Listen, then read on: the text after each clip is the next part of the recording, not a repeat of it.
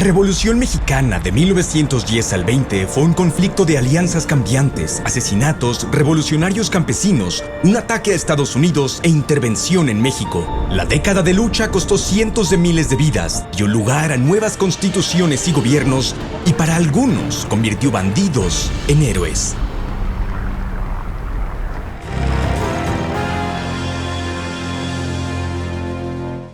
Las semillas de la Revolución Mexicana se sembraron a principios del siglo XX, en los últimos días del régimen de Porfirio Díaz. Aunque sus 31 años en el poder trajeron modernización económica a México, esto también generó serias tensiones en la sociedad.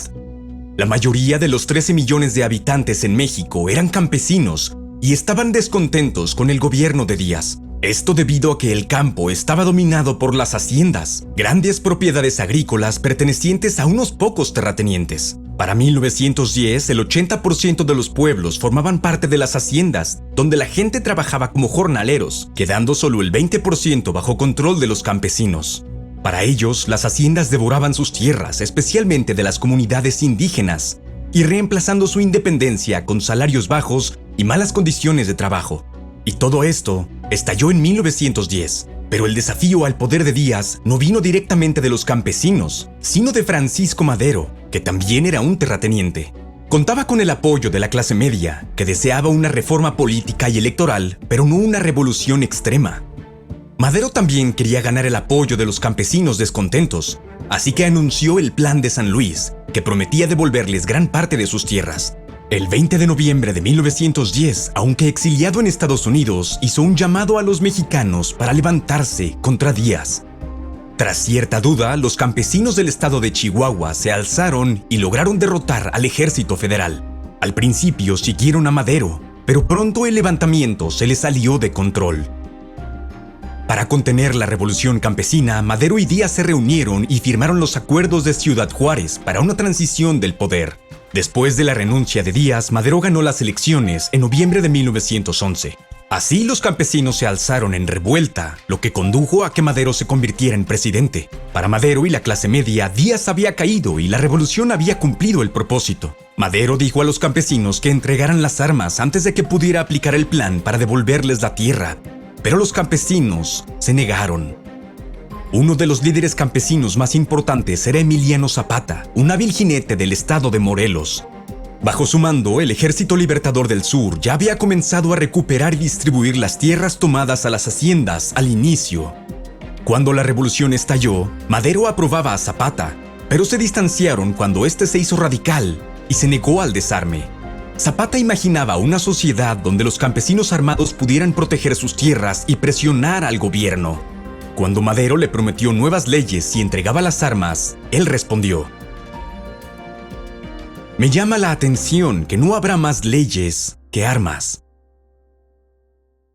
En noviembre del 11, Zapata se decepcionó de Madero y desconfiaba de sus planes, así que creó su propio manifiesto y le llamó el Plan de Ayala. Los 15 puntos del plan se convirtieron en un llamado a las armas para los campesinos mexicanos.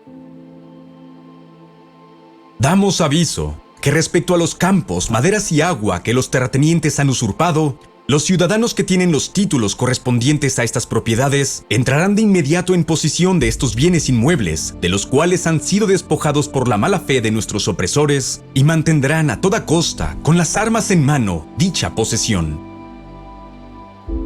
A principios del 12, la ruptura entre Zapata y Madero era total. En un informe al Congreso, Madero criticó a los zapatistas.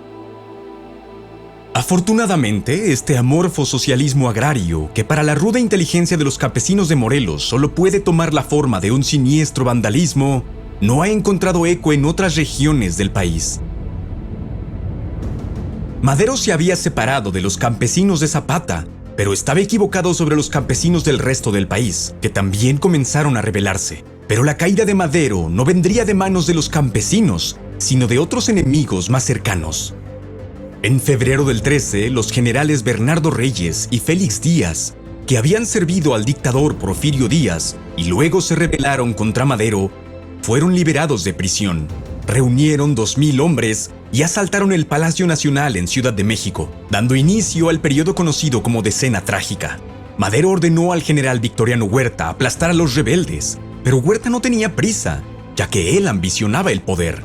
En cambio, Huerta negoció con Díaz, ya que Reyes había muerto en combate, y acordaron derrocar a Madero, tras lo cual Huerta tomaría el poder.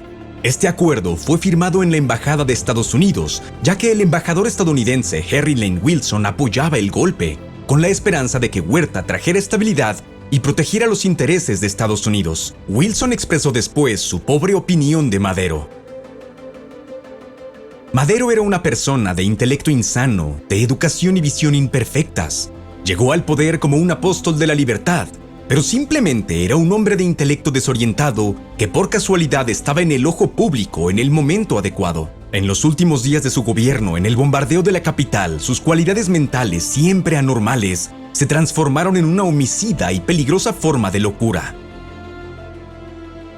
Unos días después del golpe, los soldados que escoltaban a Madero y a su vicepresidente a la prisión los mataron. Sus muertes desencadenaron una insurrección en el campo y una resistencia de la clase media, que no estaba contenta con que un presidente democráticamente elegido fuera derrocado. La oposición a Huerta tomó forma en un grupo que se llamó a sí mismo los Constitucionalistas. Este grupo de opositores incluía políticos, generales y líderes campesinos, liderados por el político Venustiano Carranza y el general Álvaro Obregón. A inicios del 14, el ejército constitucionalista logró una serie de victorias contra el ejército federal de Huerta. Y la situación empeoró para Huerta cuando el ejército de Estados Unidos intervino. El 21 de abril del 14, los marines estadounidenses ocuparon la ciudad de Veracruz, tras una disputa por el arresto de algunos marineros estadounidenses. El puerto era la principal fuente de suministros militares de Huerta, que ahora estaba cortada. Huerta intentó convencer a los constitucionalistas de que los americanos atacaban a ambos bandos en el conflicto mexicano, pero todo fue en vano.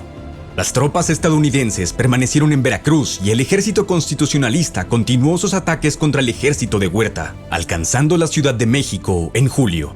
Huerta se exilió y Carranza asumió el gobierno en agosto de 1914. Entre 1910 y el 14, el poder en México pasó de Díaz a Madero, a Huerta y ahora a Carranza. Pero la figura más famosa que emergió del caos fue otra: el bandolero convertido en general, Pancho Villa. Francisco Villa, también llamado Pancho, fue una de las figuras más importantes de la Revolución Mexicana. Había sido bandido y ladrón de caballos, pero en 1910 comenzó a liderar guerrillas campesinas contra la dictadura de Díaz. El ejército a su mando, la División del Norte, jugó un papel importante en el derrocamiento de Díaz, y luego fue pilar de las fuerzas constitucionalistas de Carranza. Las tropas de Villa lograron numerosas victorias contra el ejército, lo que lo convirtió en un ícono para los campesinos. Además de su éxito militar, su singular carácter atrajo la atención. El periodista John Reed lo describió así: "Es el ser humano más natural que he visto, natural en el sentido de estar más cerca de un animal salvaje. No dice casi nada y parece tan tranquilo que roza la timidez. Si no sonríe, tiene una expresión gentil. Todo excepto sus ojos, que nunca están quietos y están llenos de energía y brutalidad". Villa se alió con su compañero revolucionario campesino, Zapata, y una parte de lo que nos unía era la desconfianza hacia Carranza y la clase media. Ambos habían cooperado contra Díaz y Huerta, pero hubo tensiones. Una vez derrotado Huerta en el 14, los líderes constitucionalistas se reunieron para discutir el futuro. Carranza quería que la convención confirmara su gobierno y terminara la violencia, pero todo tomó otro rumbo. Las delegaciones campesinas más radicales, incluidas los zapatistas y los villistas, adoptaron el plan de reforma agraria de Zapata y exigieron la renuncia de Carranza. Carranza se negó y el general Álvaro Obregón lo apoyó. La alianza entre Carranza y los líderes campesinos contra Huerta se rompió, y Carranza y Obregón huyeron de la Ciudad de México hacia Córdoba, Veracruz. Villa y Zapata entonces atacaron la Ciudad de México y la tomaron en diciembre del 14. Los rebeldes campesinos ahora recorrían los corredores del poder, algo inusual para la mayoría de ellos. El escritor Martín Luis Guzmán describió la escena mientras el hermano de Zapata, Eufemio, daba un recorrido por el palacio. Subimos la escalera de honor.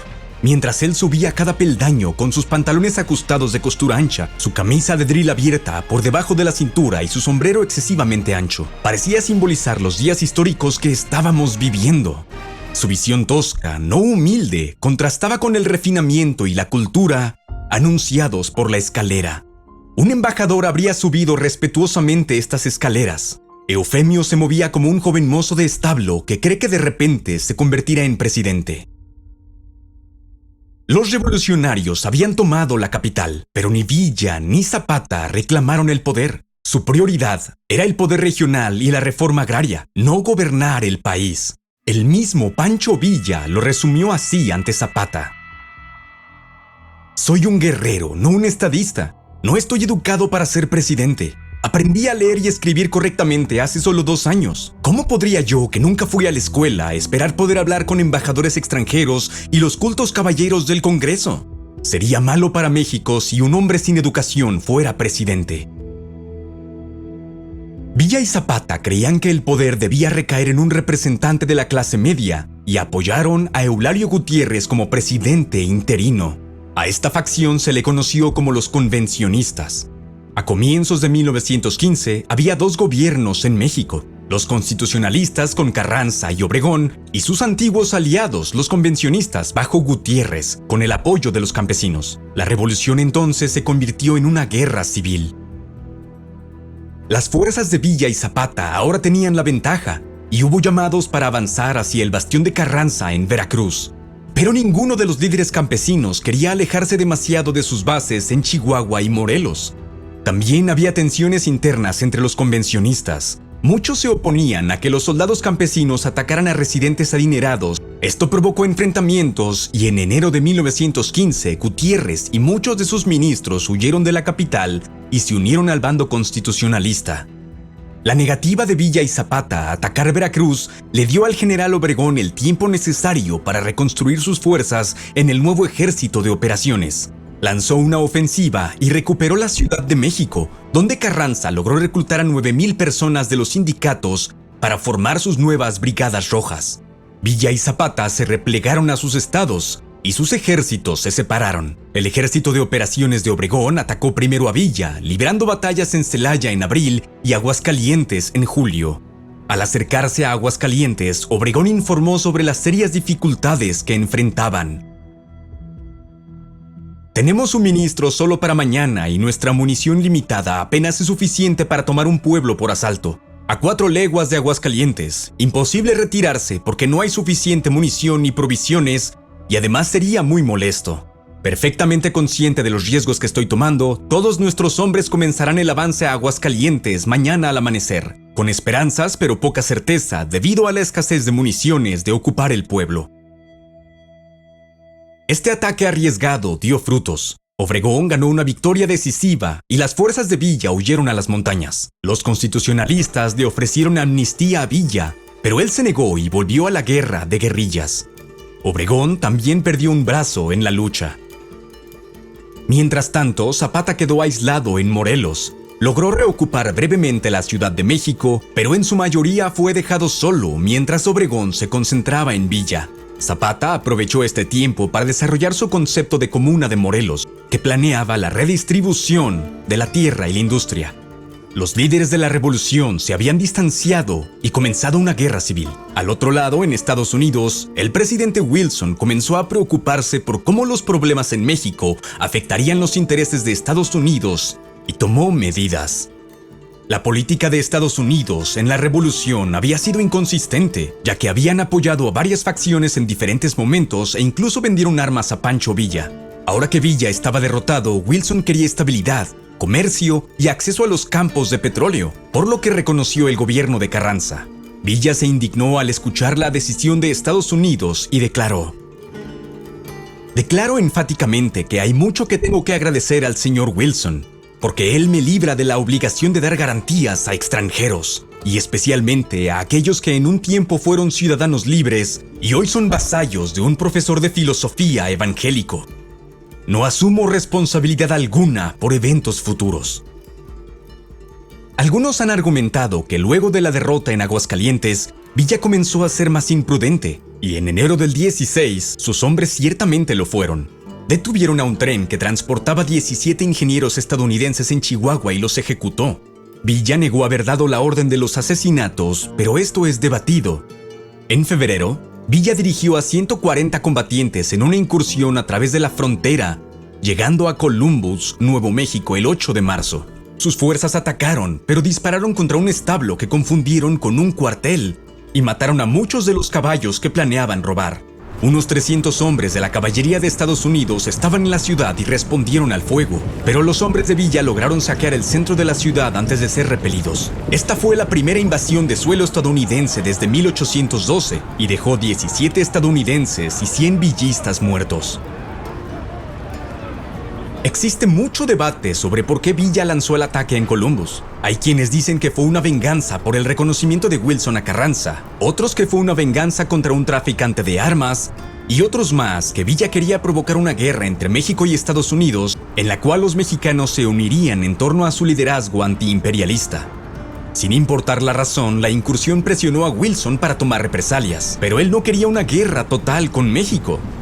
Así que ordenó una expedición punitiva transfronteriza, comandada por el general Jack Pershing y apoyada por el primer escuadrón aéreo. El objetivo de la expedición, compuesta por 100,000 hombres, era capturar a Villa vivo o muerto, y al principio contó con ayuda logística clandestina de Carranza. Pero la expedición estuvo mal planeada y abastecida. No conocían el terreno ni contaban con el apoyo de la población local. Derrotaron e hirieron a Villa en Guerrero el 29 de marzo, pero logró escapar. Las fuerzas de Pershing marcharon más de 500 kilómetros, pero no lograron acorralar a los combatientes, como se describió en un enfrentamiento cerca de Tomochic. Se recibió una fuerte fusilada desde las colinas circulares al este. Este era el grueso del grupo de bandidos. Los bandidos no estaban concentrados en un lugar específico, sino dispersos a lo largo de la cresta y ladera de las montañas. Tenían una ventaja clara en posición y no había forma posible de rodearlos antes del anochecer. Inmediatamente comenzó el intenso tiroteo y las tropas encontraron fuego considerable desde las colinas al este, pero solo hallaron bandidos aislados o pequeños destacamentos a los cuales disparar. Con el tiempo, la reputación de Villa entre los campesinos creció aún más. Muchos soldados estadounidenses se aburrían y frustraban y recurrían al juego o a las prostitutas locales, lo cual era tolerado por el ejército. Y cuanto más permanecían en México, más crecían las tensiones entre ellos y Carranza. En junio, Carranza ordenó a Pershing que abandonara el país y se produjeron escaramuzas entre tropas estadounidenses y constitucionalistas en México. Finalmente, la expedición estadounidense regresó a casa en enero del 17 sin lograr su objetivo. El deseo de Wilson de poner fin a la expedición se reforzó por el telegrama Zimmermann, en el cual Alemania proponía una alianza con México contra Estados Unidos. Los alemanes esperaban que si México se unía, Estados Unidos tendría menos capacidad de suministrar armas y provisiones a los enemigos, Francia y Gran Bretaña, como venían haciéndolo desde el 14. Esto culminaba años de participación alemana en México. En 1915, agentes alemanes habían propuesto apoyar al expresidente Huerta con armas y dinero si declaraba la guerra a Estados Unidos, si es que regresaba al poder. Un plan que Estados Unidos conocía. Al final, México permaneció neutral en la Gran Guerra. En 1917, Estados Unidos se había ido y la guerra civil continuaba, aunque con menos intensidad. Villa estaba debilitado y Zapata se ocupaba en asuntos regionales. Carranza ahora buscaba reforzar su control del poder. A inicios de ese año, Carranza anunció una nueva constitución destinada a poner fin al conflicto. La Constitución Mexicana de 1917 fue una de las más progresistas de su tiempo, incluyendo reformas agrarias, igualdad salarial, licencias de maternidad y salario mínimo. Sin embargo, las clases altas se opusieron a la Constitución. Jorge Vera Estañol, un ministro del gobierno de Díaz, la llamó la bastarda descendencia de la anarquía. Él y otros criticaron el enfoque del documento sobre la religión, la educación y la propiedad privada y la inversión extranjera. A pesar de tal oposición, Carranza fue elegido presidente en marzo, aunque sin una oposición seria. El general Obregón fue relevado del mando militar y se retiró a un segundo plano en la política mexicana. Carranza decidió eliminar a Zapata y envió al general Pablo González a Morelos para desmantelar la comuna. Los zapatistas pelearon bien, pero a finales del 18 la presión constante llevó a algunos campesinos a desertar.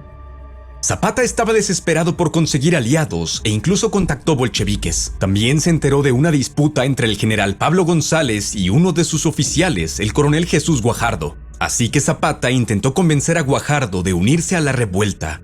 Pero González descubrió el plan y chantajeó a Guajardo para que se ganara la confianza de Zapata antes de ejecutarlo. El 10 de abril del 19, cuando Zapata llegó a una reunión con el coronel, los hombres de Guajardo lo abatieron a tiros. Para la primavera del 19, Zapata estaba muerto y Morelos se reunificó con el resto de México bajo Carranza. Parecía que Carranza había triunfado, pero la revolución aún no terminaba. La Constitución de 1917 prometía mucho, pero a ojos de muchos políticos y oficiales de izquierda, Carranza no había cumplido gran cosa. La economía estaba débil tras años de guerra y los opositores de Carranza pedían su renuncia. Muchos estadounidenses veían en Carranza a un revolucionario bolchevique peligroso. Carranza propuso un sucesor, pero los militares querían que su antiguo aliado, el general Obregón, tomara el cargo. Las autoridades intentaron entonces arrestar y tal vez asesinar a Obregón, pero él sobrevivió. Huyó de la capital y pidió abiertamente la destitución de Carranza con la aprobación de muchos gobernadores mexicanos. Carranza intentó huir nuevamente a su antiguo refugio en Veracruz, pero no lo logró. El 21 de mayo de 1920, uno de sus escoltas, cansado de huir de las tropas de Obregón, disparó a Carranza mientras dormía. Es posible, aunque poco probable, que Carranza se suicidara. En el norte, Villa consideraba que Obregón era una mejora respecto a Carranza, pero pronto estallaron enfrentamientos entre villistas y tropas del gobierno.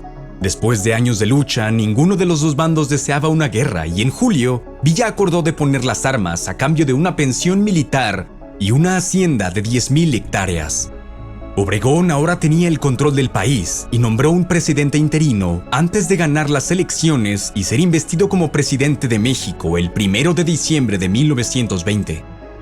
Para muchos, la elección de Obregón marca el fin de una década de revolución en México, aunque algunos argumentan que no terminó sino hasta los 40s. Si bien continuó reprimiendo a sus enemigos internos, se considera el periodo de Obregón como una época de relativa estabilidad. Las tensiones con Estados Unidos permanecieron por los derechos petroleros y desertores estadounidenses en la Gran Guerra. Bajo Obregón, los campesinos recibieron algunas concesiones. Se alcanzó un equilibrio entre los grupos revolucionarios y los más conservadores, y muchos exzapatistas incluso se unieron a su gobierno. Por otro lado, también vio nuevas rebeliones, y es probable que haya ordenado el asesinato de Pancho Villa en 1923, solo 5 años antes de que Obregón fuera asesinado por un católico. Tras la Revolución Mexicana, el camino resultó ser realmente sinuoso. Como saben, pueden encontrar las fuentes de este episodio en la descripción del video. Si nos están viendo desde Nebula o Patreon, no podríamos hacerlo sin ustedes. Muchas gracias. Soy Jesse Alexander y esto es una producción de Real Time History, el único canal de historia cuyas facultades mentales siempre anormales se desarrollan en una homicida y peligrosa forma de locura.